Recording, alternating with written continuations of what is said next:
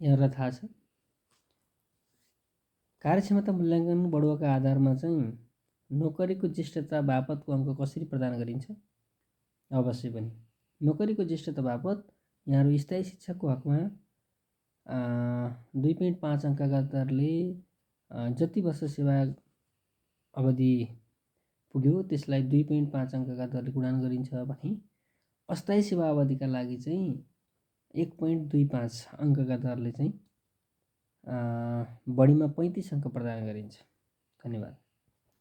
त्यस्तै गरी शैक्षिक योग्यताको अङ्क निर्धारण गर्दाखेरि न्यूनतम शैक्षिक योग्यता तोकिएको सेवा प्रवेशको लागि चाहिँ न्यूनतम शैक्षिक योग्यता यदि प्रथम श्रेणीको छ भने 15 अङ्क, द्वितीय श्रेणीको छ भने 13 अङ्क र तृतीय श्रेणीको लागि 11 अङ्क दिन्छ।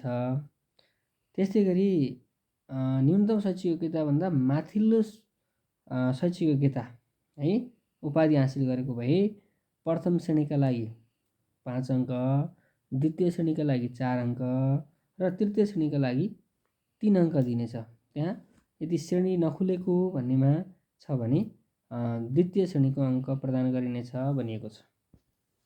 त्यस्तै गरी तालिम बापतको अङ्क विभाजनमा यहाँहरूलाई प्राथमिक शिक्षाको हकमा चाहिँ 400 प्राङ्कको शिक्षा विषय लिई प्रवेशिका परीक्षा उत्तीर्ण गरेकोमा चाहिँ तालिम बापत प्रथम श्रेणीको लागि 10 अङ्क, द्वितीय श्रेणीको भए 8 अङ्क र तृतीय श्रेणीको भए 6 अङ्क प्रदान गरिन्छ। अर्को सम्बन्धित तह वा सोभन्दा माथिल्लो स्तरको शिक्षणसँग सम्बन्धित 10 महिना वा त्योभन्दा बढी तालिम गरेकोलाई चाहिँ मान्यता प्राप्त तालिम संस्थाबाट चाहिँ लिएको भन्ने हुनुपर्ने छ। त्यो 10 अङ्क मध्ये चाहिँ त्यो 400 प्राङ्कको शिक्षा विषय लिएर चाहिँ के गर्नु पर्यो त भन्दा प्रवेशिका परीक्षा उत्तीर्ण गरेको हुनु पर्यो।